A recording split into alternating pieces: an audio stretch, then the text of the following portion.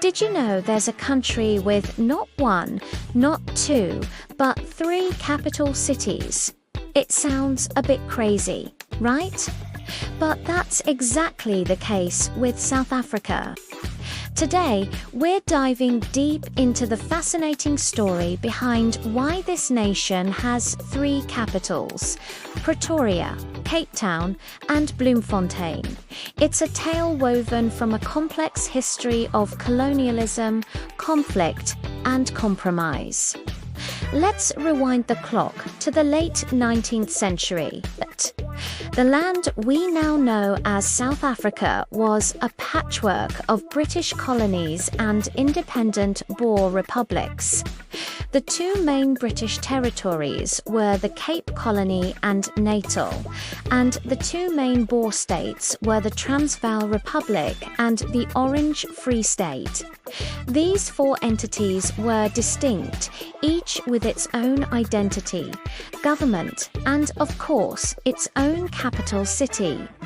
The seeds of the 3 capital system were sown in the aftermath of the Second Boer War, which ended in 1902.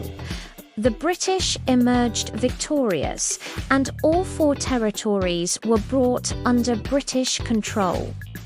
The big question then was, how do you unite these former adversaries into a single country? This led to the National Convention, a series of meetings between 1908 and 1909 where delegates hammered out the details of a new nation, the Union of South Africa. One of the most contentious issues was deciding on a capital. It was a huge deal. The capital city would be the center of power, prestige, and economic activity. Cape Town, the oldest colonial city and the capital of the Cape Colony, was a strong contender. The Transvaal delegation, representing the wealthiest region thanks to its gold mines, pushed hard for their capital, Pretoria. And let's not forget Bloemfontein, the capital of the Orange Free State, which was geographically central and seen as a neutral ground. The debate was fierce. Nobody wanted to give up their claim, to prevent the entire union from falling apart over this single issue. A brilliant and very unique compromise was reached. Instead of picking one city and making enemies of the others, they decided to split the powers of government among 3 cities. And that's how South Africa's tripartite capital system was born. So let's break down the role of each city. First up, Pretoria. Located in the Gauteng province, Pretoria was named the administrative capital. This means it's the home of the executive branch of government. Think of it as the engine room of the country. The president and the cabinet have their official offices here. All the government departments and foreign embassies are headquartered in Pretoria. The beautiful Union buildings, sitting atop a hill overlooking the city, serve as the official seat of the South African government and the office of the president. So, when you think of the day-to-day running of the country, you think of Pretoria. Next, we travel southwest to Cape Town, the legislative capital. Nestled between Table Mountain and the Atlantic Ocean, Cape Town is where the laws of the country are made. It's home to the Parliament of South Africa, which consists of 2 houses, the National Assembly and the National Council of Provinces. This is where members of Parliament gather to debate, pass, and amend legislation. The history here is deep. The Parliament buildings themselves are historic landmarks. The choice of Cape Town as the legislative capital was a nod to its long history as the first colonial settlement and its political importance in the old Cape Colony. Finally, we have Bloemfontein, the judicial capital. Located right in the heart of the country in the Free State province, Bloemfontein is the seat of the Supreme Court of Appeal.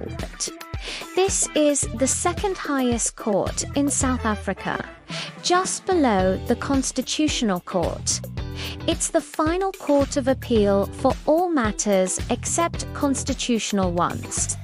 The name Bloemfontein literally means fountain of flowers in Afrikaans, and it's often called the City of Roses.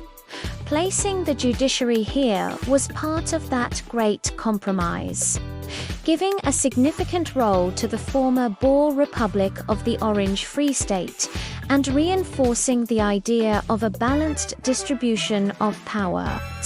So, to recap, Pretoria handles the administration, Cape Town makes the laws, and Bloemfontein interprets them. Executive, legislative, and judicial.